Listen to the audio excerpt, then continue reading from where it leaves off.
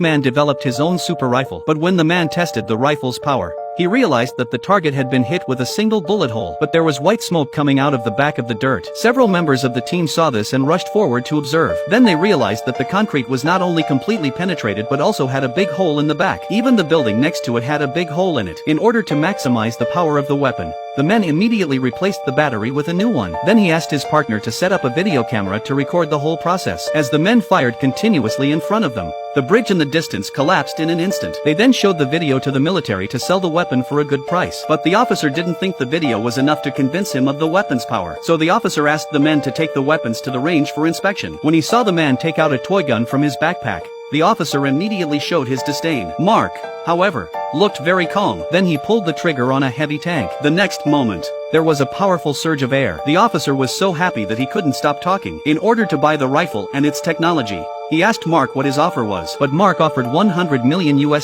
However, after hearing this, the chief immediately agreed and said that he would have the money together by noon tomorrow. But what Mark didn't expect was that as soon as he got back, the officer started investigating him. Soon it was time for the next day's transaction. At that moment, Mark thought he was going to make a fortune, but he was still worried that the officer might cheat, so he gave the goods to his teammates for safekeeping. When Mark arrived at the trading place, he found that the other party not only didn't have the money with him, but also threatened to deliver the goods with weapons. When Mark was about to run away, he realized that his family had also been kidnapped by the officer. Mark had no choice but to call his teammates and hand over the weapons and information to the other party. After confirming that the information was in order, they let Mark and his family leave. Soon Mark and his teammates arrived at the rooftop. They set up a signal booster here. Then they targeted the officer's car. It turns out that Mark has installed a locator on the weapon in advance. He was able to monitor the other side's movements through surveillance. Seeing that the vehicle is in range, Mark pulled out his second-generation super rifle. Although this weapon looks like a toy water pistol, its power and range are far greater than the first generation. Before the people in the car had time to react,